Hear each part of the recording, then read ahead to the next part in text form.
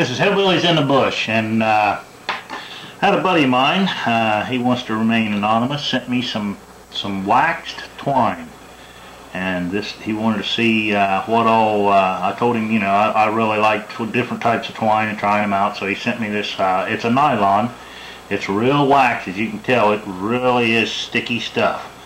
And he told me what to do to get some of this wax off. I mean, you guys can see it's all wrinkled up with wax.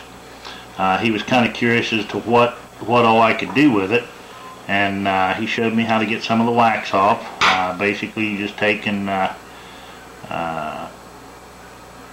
make a little loop to where you can put that string through it, and then you can run that string through it, and the heat and everything will take and get some of that wax off. So what I was going to do today is show a simple snare that I use when I'm in the woods, and just to give you an idea, it's a self-locking snare, but you basically take this right here and just, from what I've been told, let's put it sideways so the knot don't get in the way. You just take this and just do a regular loop through like this, so you end up something like that. And you can take this down to one end and then tighten it up on there and just basically pull it through. And what that does is the wax will catch up on this right here, and it'll strip a lot of that wax off. And as you can see of the wax buildup right there, there we go. I mean, there's, you know, that's quite a bit of wax, but it'll help take some of the wax off. Now, I don't really want all of the wax off of this string, and the reason why is it makes it waterproof. It is a nylon, but you can take and get some dirt on this to kind of, it really doesn't have much of a scent, but animals are real sensitive to any kind of human contact and stuff, so you could actually take and scrub dirt into this real good. It would actually camouflage it. But to give you an idea of one of the simple snares that I make, the loops, I basically just tie a keeper knot on the end. And what this is for is to keep, since it is waxed, it's sort of like spider wire. You know, you gotta put a keeper knot. And then what I do is tie a real loose slip knot. And then I close the loop down. Let's see here.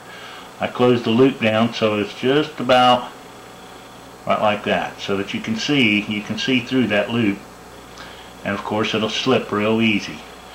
And then what I do, the other end of it, instead of poking it through this way, what you end up doing, it'll fold on itself and it won't work right. But if you take and take the other end and slip through it, now it's relaxed, and it won't and then you can slide this, it won't create a kink in the line to where it won't allow it to work. And then you just bring this down a little bit, so now you see you have a big loop, and then in your slip knot you have a loop there as well. But what this does is, well, of course, you know, you stake it out, you camouflage, you can build your corral and everything. I'll show this in the bush here.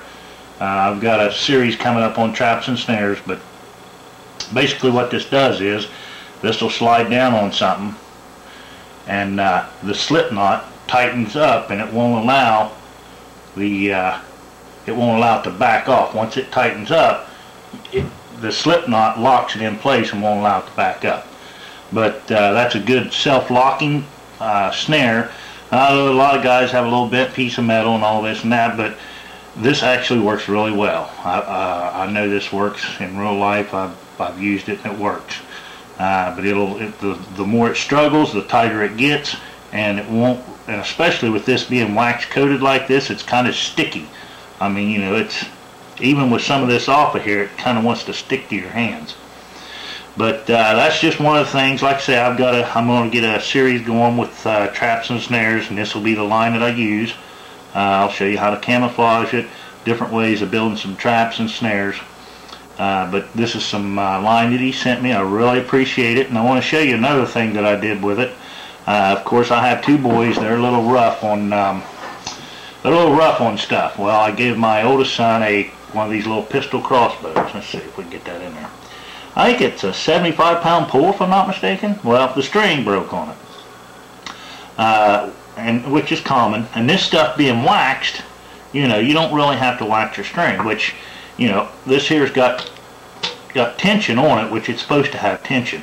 But what I did was I took I think it was about 7 strands of this stuff and twisted it up, and it's real sticky.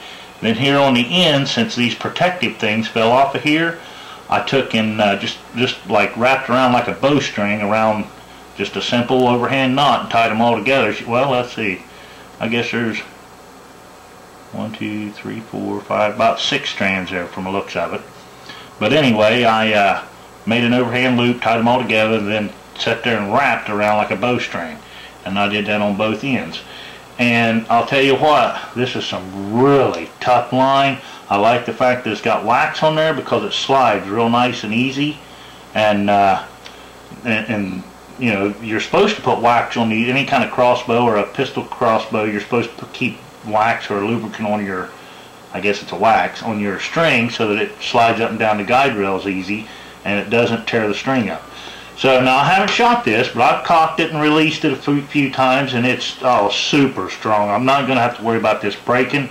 I was worried about these little ends cutting into it, so that's why I wrapped this around like that, and I think that's going to make that secure.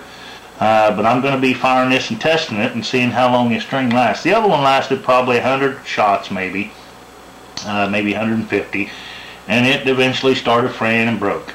But now it's pretty tough to get one of these strings on here. I had to, you know, crunch it down while the wife slipped it over the end, because you got to have tension on this, even at all times when it's not, you know, it's got to have tension. And I think the reason it has to have tension is for when this thing fires, these here don't slap, these limbs don't slap back without any tension in it, and it'll probably create a problem up here busting its end off or something. So it's always under tension even after it releases. But like I say, the guy, he asked me not to mention his name, but I really appreciate what he sent me, and I will be doing some more videos on it. And this right here is just a, oh, I love it. It's a little crossbow, and I love shooting it. And I'm gonna, with this string, I'm hoping it'll last long. And you know, we got quite a bit here, so I think I can make up 10 of these strings, and well, even if they only last 50 or 100 shots, I'm sure they're going to last long. I would venture to say it's going to last longer than what the original one did, because the original one wasn't as heavy duty as this. And it goes back in and cocks back in right, so like I say, it's going to work perfect on here. And I'm just hoping that I get quite a few shots, but if not, I'll make up a bunch more. I mean, there's quite a bit. I don't know how much is on this roll, but I played around with quite a bit of it, and you know, it ain't really taking much off the roll yet. But as far as tensile strength goes, I really don't know. You can't break this with your hand, that's for sure. It's braided really well, and but you're not going to break it, or at least I can't. Man, I don't know. Maybe there's somebody out there that's a gorilla, you know, got gorilla strength or something. But anyway, thank you, buddy. I appreciate it. You'll be getting some more videos on this. When I get out in the bush here to do some snares and some traps with the boys, I'll probably have them set it, and maybe even have Ryan or Alex, one of them, demonstrate it. But look forward to that. We're going to, like I say, be doing some of those. So thanks for watching. Until next time, we'll see y'all later.